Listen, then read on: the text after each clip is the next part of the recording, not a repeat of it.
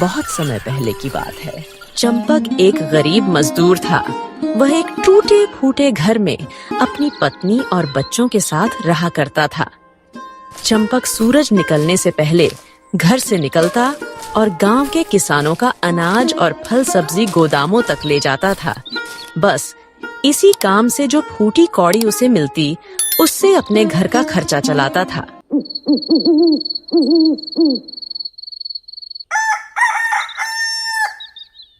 एक दिन वह वापस आया तो घर की छत टपक रही थी और चंपक की पत्नी ने उससे बोली, अजी ये देखिए, अभी बरसात शुरू नहीं हुई और छत से पानी टपक रहा है। क्या करूं दीपाली, कब से छत की मरम्मत करवाने का सोच रहा हूं, लेकिन इतने पैसे ही नहीं बचते। जो कमाता हूं उससे रोज का राशन बमुश्किल मिलता है। मैं तो सोच रहा हूं ये गोदाम का काम छोड़ दूं और कोई और काम ढूंढ लूं। नया काम ढूंढने में तो बहुत समय लग जाएगा और हमें घर की छत जल्दी ठीक करवानी होगी, वरना बहुत नुकसान हो जाएगा। रोशनी बता रही थी कि इस बरसात में खूब तूफानी बारिश होगी। अगर बारिशों का सिलसिला शुरू हो गया तो इस टूटी फूटी छत के नीचे हम सब बीमार पड़ जाएंगे। तुम ठीक ही कह रही हो दीपाली। अच्छा, मैं जमींदार के पास जाता हूँ। पिछले हफ्ते उसकी सब्जी मंडी ले गया था, हो सकता है वह अब मेरी कुछ मदद कर दे। यह कहकर चंपक जमींदार के घर की तरफ चल पड़ता है। नमस्ते जमींदार जी, कैसे हैं आप? क्या मैं अंदर आ जाऊं? अरे चंपक, हाँ कोई नहीं, आ जाओ, बताओ कैसे आना हुआ। जमींदार जी, एक मुश्किल आन पड़ी है, इसलिए कुछ मदद चाहिए थी। आपकी बरसात अभी शुरू नहीं हुई है और घर का छत टपक रहा है। सहन की दीवार तो बस टूटने ही वाली है। अगर फौरन से मरम्मत ना करवाया तो बहुत नुकसान हो जाएगा। पिछली दफा भी लाबी रिले के दौरान मेरी बकरियां बह गई थी। अगर वह होती तो उन्हें बेचकर मरम्मत करवा लेता। और तो और इस दफा मजदूरी भी इतनी कम मिली है कि कुछ बचा ही नहीं पाया। क्या आप मुझे कुछ पैसे उधार दे देंगे? मैं आपको किस्तों में लौटा दूंगा। चंपक, मुझे तुम्हारे घर के हालात सुनकर बहुत अफसोस हो रहा है। मैं तुम्हारी मदद करना चाहता हूं, लेकिन तुम भी जानते हो मेरी जिम्मेदारी बहुत घाटे में जा रही है। इस दफा चावलों की फसल बिल्कुल अच्छी नहीं हुई और जो हुई उन्हें कीड़े खा गए हैं, इसलिए मुझे बहुत नुकसान हुआ है। और हाँ, तुम भी अपने लिए कहीं और मजदूरी तलाश करो। जमींदार जी, मैं तो अपना मसला लेकर आया था, आपने तो मेरी मजदूरी ही बंद कर दी। अब इस बारिश में कौन मुझे काम देगा? मैं तुम्हारी तकलीफ समझ सकता हूं, लेकिन मुझे भी तुम्हारी तरह अब कोई और काम धंधा ढूंढना होगा। फसल हुई नहीं और जमीन तो बेच रहा हूं, अब कोई नया धंधा ही शुरू करना पड़ेगा, वरना घर कैसे चलेगा।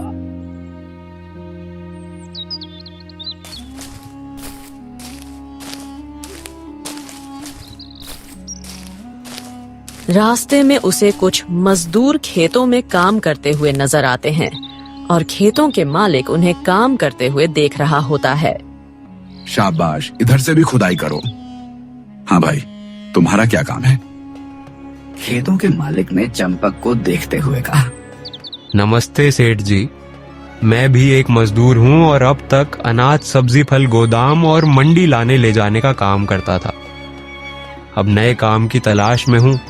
मैं बहुत मेहनती हूँ जी, हर किस्म का काम कर सकता हूँ। मेहनत से तो हर कोई काम करता है, लेकिन खेती बाड़ी का काम बहुत मुश्किल होता है।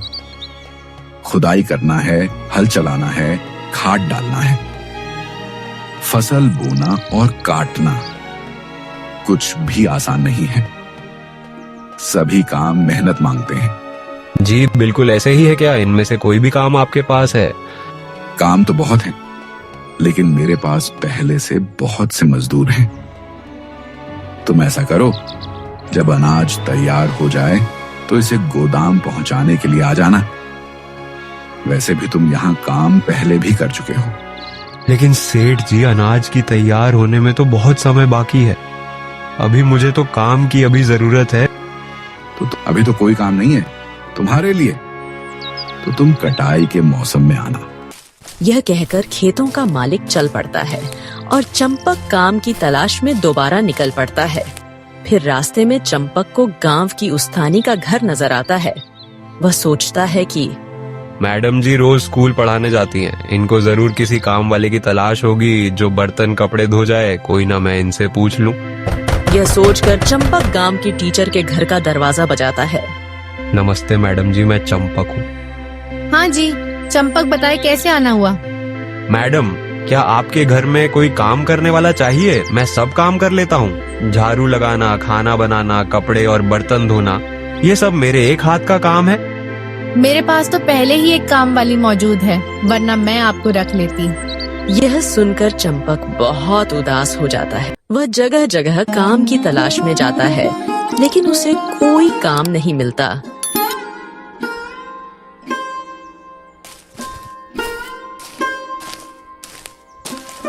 आखिर वह थक हार के एक दुकान के बाहर बैठ जाता है। वहाँ कुछ लोग आपस में बातें कर रहे होते हैं। कल टीवी वाले बता रहे थे कि इस दफा बहुत बारिश होगी और तूफान सैलाब आने का भी खतरा है। अरे टीवी वाले तो कुछ भी बोलते रहते हैं, हमें ऊपर वाले से अच्छे की उम्मीद करनी चाहिए। पिछली दफा बताया कि सावन में कोई खतरे की बात नहीं है, लेकिन तुम्हें याद है कि मेरे सारे माल मवेशी सैलाब में बह गए थे। हाँ हाँ, तुम तो ठीक कहते हो। उनकी बातें सुनकर चंपक की परेशानी और चिंता मजीद बढ़ जाती है और वह वहां से कुछ खाए पिए बगैर घर चला जाता है।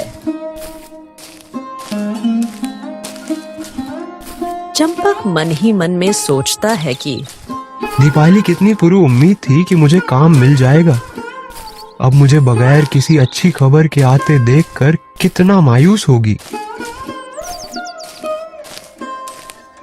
जब चंपक घर पहुंचता है तो देखता है कि दीपाली बिस्तर में होती है और बुखार से तड़प रही होती है। ओ दीपाली, अरे ये तुम्हारी माँ को क्या हुआ? माँ को शदीद बुखार हुआ है और उन्हें सख्त सर्दी लग गई है। अरे ये तो बेहोश है। मैं कुछ दवाई का इंतजाम करता हूँ, लेकिन मेरे पास तो एक भी पैसा नहीं है। शायद मुझे सुरेश से पैसे उधार दवाई के लिए मांग लेने चाहिए। यह कहकर चंपक सुरेश के घर की तरफ चल पड़ता है और उसके दरवाजा खटखटा आता है। कुछ देर बाद सुरेश घर से बाहर आता है। अरे दीपाली बुखार से तप रही है और मेरे पास दवा लाने के पैसे भी नहीं है। अगर तुम मुझे कुछ पैसे उधार दे दो तो मैं दवाई और डॉक्टर दोनों का इंतजाम कर लूं। बहुत महंगाई है। चंपक इस महंगाई में 1 रुपए की बचत नहीं कर पाता। फिलहाल तो मेरा अपना हाथ ही बहुत तंग है और बहुत सा कर्ज चुकाना है, वरना मैं तुम्हें जरूर पैसे देता। यह कहकर सुरेश घर का दरवाजा बंद कर देता है। चंपक अभी घर के बाहर ही होता है कि उसे आवाज आती है। चंपक था, पैसे मांग रहा था, कह रहा था अगले महीने वापस कर दूंगा, लेकिन इसके पास तो ऐसे ही नहीं है और कोई काम भी नहीं। फिर कैसे वापस करता, तो मैंने नहीं दिया। सुरेश ने अपनी पत्नी को बताया। चंपक दरवाजे के बाहर उनकी बातें सुन लेता है और मायूस होकर वहां से चला जाता है। फिर वह सेठ जी के घर चला जाता है। अरे तुम तो वही हो जिसे मैंने बताया था कि मेरे पास अब भी कोई काम नहीं है। तुम फिर आ गए। नहीं सेठ जी, काम के लिए नहीं आया। मेरी पत्नी बहुत सख्त बीमार है, उसके लिए दवाई का इंतजाम करना है। मेरे पास 1 रुपया भी नहीं है। अगर आप कुछ मदद कर दें तो आपका ये एहसान जिंदगी भर नहीं भूलूंगा और दवाई के पैसे भी अगले महीने लौटा दूंगा।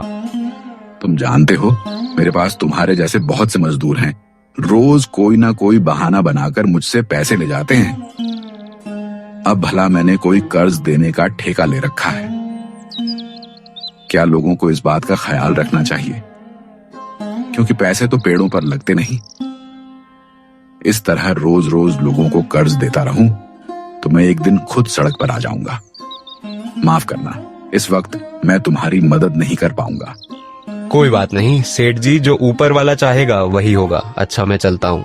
चंपक घर की तरफ चल पड़ता है और सोचता है, इस जमाने में कौन किसकी मदद करता है? सबको अपनी अपनी पड़ी हुई है। मैं भी पागल हूँ जो लोगों से मदद मांगने निकल पड़ा। चंपक अपनी सोच में चला जा रहा होता है कि रास्ते में एक पत्थर से टकराकर नीचे गिर जाता है और अपने होश खो बैठता है। थोड़ी देर बाद एक बुढ़िया उस रास्ते से गुजरती। वह चंपक को बीच रास्ते में पड़ा देखकर परेशान हो जाती है। बेटा क्या हुआ? अरे यह तो बेहोश है और बुखार में तड़प रहा है। ऊपर से बारिश भी होने वाली है, शायद मुझे इसकी मदद करनी चाहिए। बुढ़िया खुद से बातें कर रही होती है। वह चंपक को अपने घर ले जाती है और उसके सिर पर ठंडी पट्टियां रखती है। थोड़ी देर बाद चंपक होश में आ जाता है और पूछता है, ये मैं कहाँ आ गया हूँ? मैं तो दवाई की तलाश में निकला था और आप कौन हैं? मैं यहाँ कैसे आया? बेटा तुम सड़क के बीचों बीच बेहोश पड़े थे। ऊपर से बारिश का मौसम था तो मैं तुम्हें अपने घर ले आई। माँ जी आपका बहुत बहुत शुक्रिया, लेकिन मुझे घर जाना होगा। बेटा क्यों इतनी जल्दी कर रहे हो? तुम्हें अभी आराम की जरूरत है। तुम्हारा अभी बिस्तर से उठना ठीक नहीं है। अभी आराम करो, सुबह चले जाना। आप मुझे भली औरत मालूम होती है। ऊपर वाला आपको खुश रखे। शुक्रिया बेटा, लेकिन तुम बेहोश होकर क्यों गिर पड़े? माँ जी मेरे घर की छत से पानी टपक रहा था। बरसात के डर से मैंने सुबह से घर की मरम्मत का बंदोबस्त करने निकला हुआ था। मेरी बीवी बीमार हो गई। बस उसी की दवाई के लिए लोगों से उधार मांग रहा था कि ना जाने खुद कब बेहोश हो गया और अब आंख खुली तो आपके घर में हूँ। फिर तो बेटा तुम्हें जल्दी जाना चाहिए। यह ना हो तुम्हारी पत्नी की तबीयत ज्यादा खराब हो जाए। मेरे पास कुछ पैसे हैं, तुम ले जाओ और उनसे दवाई खरीद के ले जाओ। माँ जी आपका बहुत शुक्रिया। आजकल के जमाने में कोई अपना भी किसी की मदद नहीं करता और आप एक अनजान आदमी की मदद कर रही हैं। बेटा हम इंसान इस दुनिया में एक दूसरे की मदद करने के लिए है, वरना फिर इंसान और जानवर में क्या फर्क रह जाएगा? ठीक कह रही है आप। मैं ये पैसे अभी ले तो रहा हूँ लेकिन जरूर लौटा दूंगा। हाँ कोई बात नहीं बेटा, तुम भी मेरी तरह किसी और की मदद कर देना। यह कहकर बुढ़िया चंपक को एक थैली देती है। वह बुढ़िया का शुक्रिया अदा करता है और अपनी पत्नी के लिए डॉक्टर और दवाई का इंतजाम करता है।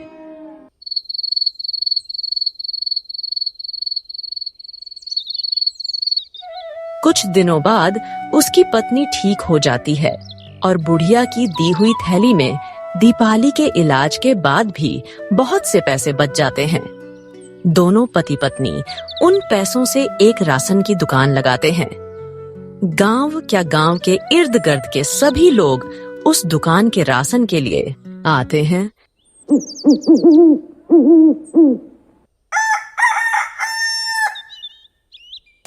एक दिन सुरेश उसकी दुकान के करीब से गुजर रहा होता है।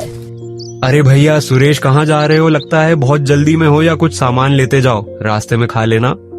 भैया मेरा बेटा सख्त बीमार है, उसी की दवा के लिए कुछ पैसे उधार मांगने जा रहा हूँ। चंपक तुम्हें याद है एक दफा तुम पैसे उधार मांगने आए थे?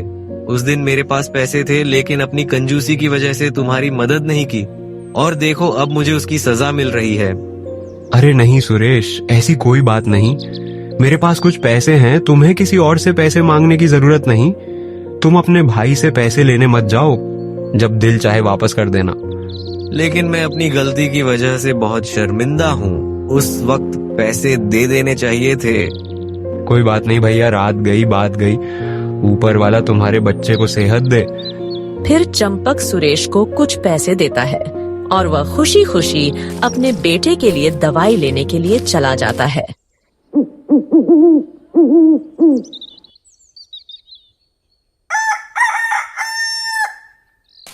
कुछ दिन बाद एक आदमी काम से थका हारा चंपक की दुकान पर आता। भाई 1 किलो आटा और 1 कप चाय देना। अरे जमींदार जी आप कैसे हैं? आपका नया कारोबार कैसा चल रहा है? कौन सा कारोबार? चंपक कारोबार तो बना ही नहीं।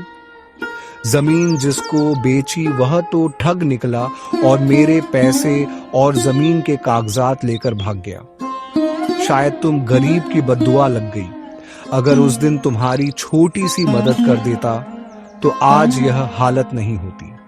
नहीं साहब जी, मैंने कोई बद्दुआ नहीं दी आपको। रोजी रोटी में उतार चढ़ाव तो आता ही रहता है। मेरे पास अब पैसे तो रहे नहीं। अगर तुम्हें किसी दुकान का पता हो जिन्हें मुलाजिम की जरूरत हो तो मुझे जरूर बताना। जमींदार जी, ऊपर वाले की कृपा से मेरा कारोबार बहुत अच्छा जा रहा है। मैं कुछ दिनों तक एक और दुकान खोलने जा रहा हूँ, तो आप वहाँ मुलाजमत कर सकते हैं। बहुत शुक्रिया चंपक, तुम एक भले आदमी मालूम होते हो। जमींदार सामान लेने के बाद चला जाता है। चंपक और उसकी पत्नी भी शाम को दुकान बंद करके अपने घर की ओर निकल पड़ते हैं। चंपक की पत्नी रास्ते में उससे पूछती है, चंपक, बहुत दिन हो गए, अब तो हमारा कारोबार बहुत अच्छा चल रहा है। तुम्हें उस नेक बुढ़िया के घर जाना चाहिए और उसका पैसा उसे वापस कर देना चाहिए। हाँ दीपाली, तुम ठीक कहती हो। मैं सुबह ही जाऊंगा और उस बुढ़िया को उसके पैसे वापस करके आऊंगा और साथ में दोबारा शुक्रिया भी अदा कर दूंगा।